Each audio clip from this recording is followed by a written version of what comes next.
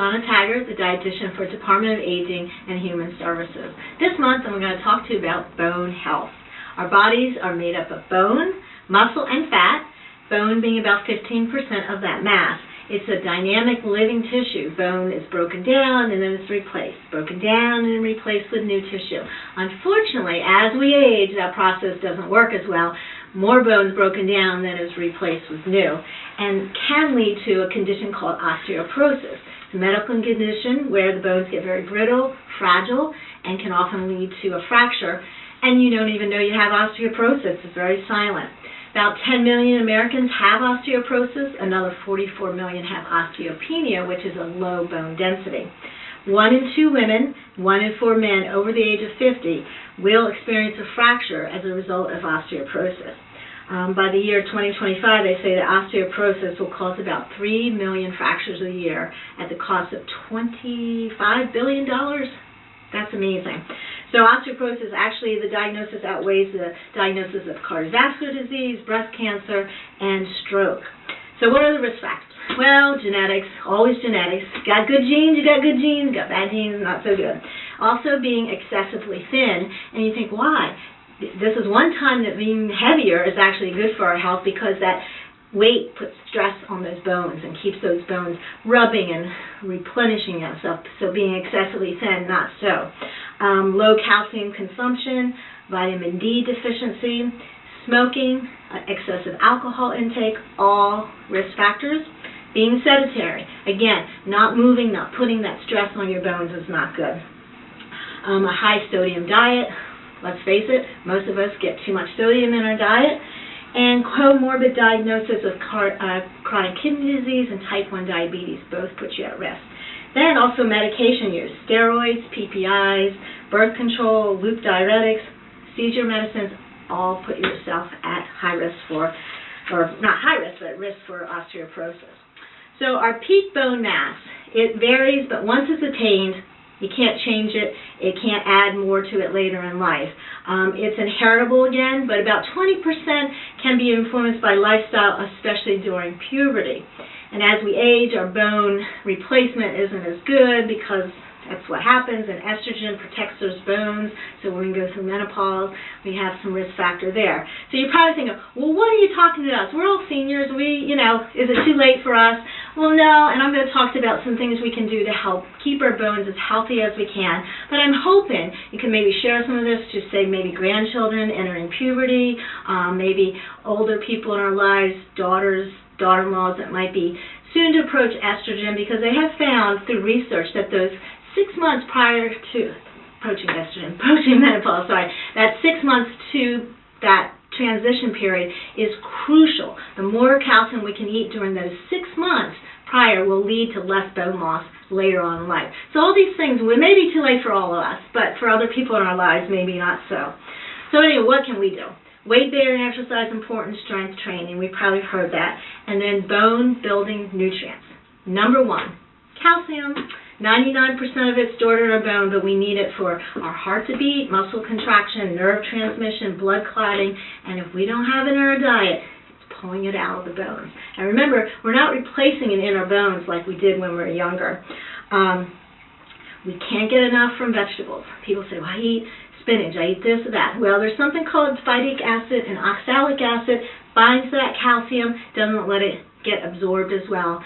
And dairy is really the most bioavailable calcium source. We need about 1,200 milligrams a day. That's a lot, more than when we were younger. I'm going to put some PDFs hopefully in the back. On the second page is going to be a little chart here that you can actually calculate how much calcium you're taking in a day. And if you're not getting close to that 1,200, you might want to consider a supplement.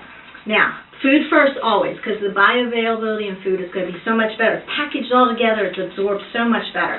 But let's talk about calcium supplements. If you've been listening to the news at all, I don't know when it was, maybe a year ago, there was a big report that women, postmenopausal women who were taking calcium supplements were having cardiovascular events. Well, they studied it, they researched it, not to be true. So one thing is, if you're taking mega doses, which you shouldn't be doing anyway, but they have not found that to be true. So if you're not getting a calcium enough in your food, you've really got to consider supplements. Now there's two basically most popular ones, calcium carbonate, that's one you have to take with food, and calcium citrate that you do not. 500 to 600 milligrams is what we absorb a day or at one time, so you don't want to take 1,000 milligrams right together. Split it up, maybe take one at breakfast, one at dinner, but never ever exceed the upper limits of 1,300 milligrams because in supplement form, because that's not good either. Okay, the second one, vitamin D, needed for calcium absorption.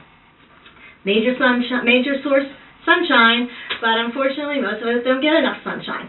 30 minutes 3 times a day, full arm, full leg exposure,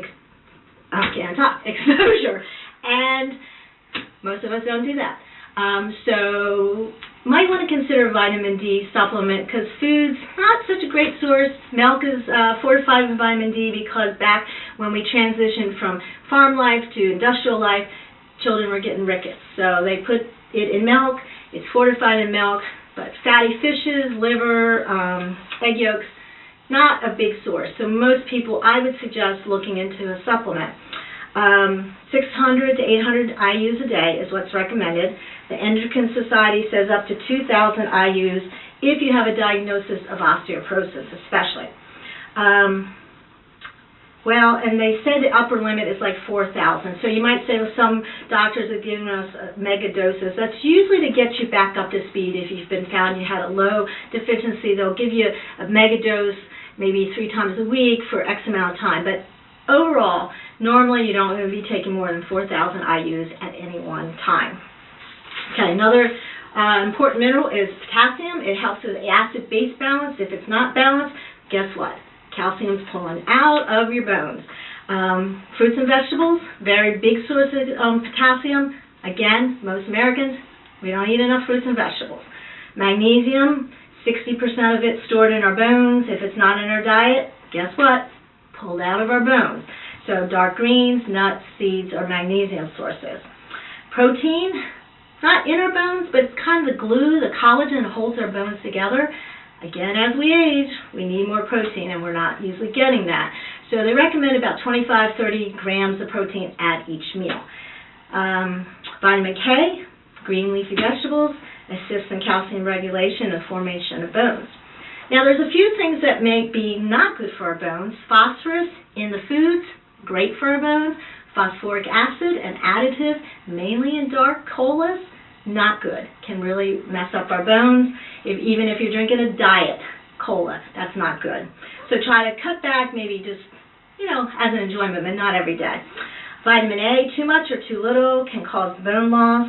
Watch your supplements because the vitamin A in foods, not absorbed, not the same, but the vitamin A in supplements can be a problem. Alcohol, if you drink the normal amount, one for women, 2 for men per day, may protect our bones, but anything excessive, not so good. And especially in our adolescent years and young adult years. And when you think of it, that's kind of when a lot of people are drinking excessively. And again, perhaps share that with the younger people in your family or friends that, not good for your bones. Salt. High sodium intake, I've said that before, most of us get about 7,000 milligrams. We need about 2,000, so obviously most of us are getting way too much because of the processed foods, the restaurants we eat out, fast food and stuff. Caffeine also, if you get a good calcium, vitamin D in your body, you're exercising, not usually a problem, but if you don't, caffeine, they say, no more than 300 milligrams a day. That's about, I'm going to say, like 3 cups of coffee. Now, one way you can offset that is add a tablespoon, 2 tablespoons of milk into your coffee, and then you the calcium that you've lost because of the caffeine, you've kind of replaced it with that. Okay, so there's some promising research. There's silicon they think is good for their bones. It's an oat bran, and beer. So if you're a beer drinker, again, not excessively, but that might be a good thing for you. Lots and lots and lots of research and has been shown to really help with bone density. Prunes, who figured 5 or 6 prunes a day might be able to help with your bone density. So a lot of evidence out there that a diet composed of, I feel like a broken record because it's for every chronic disease I think I talk about. Fruits and vegetables, nuts, seeds, legumes, dairy, fatty fishes, whole grains, all really have been shown to help with bone health. Especially for older, and here's where we come in as older people. They've done some studies. Dairy intake is a very beneficial effect on our bone health for middle-aged and older adults. Yet, 90% of middle-aged and older adults do not get enough dairy. The recommended amount for this bone health is 3 cups a day. 1.5 ounces of cheese can count as a cup of milk. Dairy has more bone-building nutrients than any other food group. And say, well, what is your lactose intolerance? Well, there's lactated milk. Yogurts don't have the lactose in them. You can do hard cheeses, not as much lactose.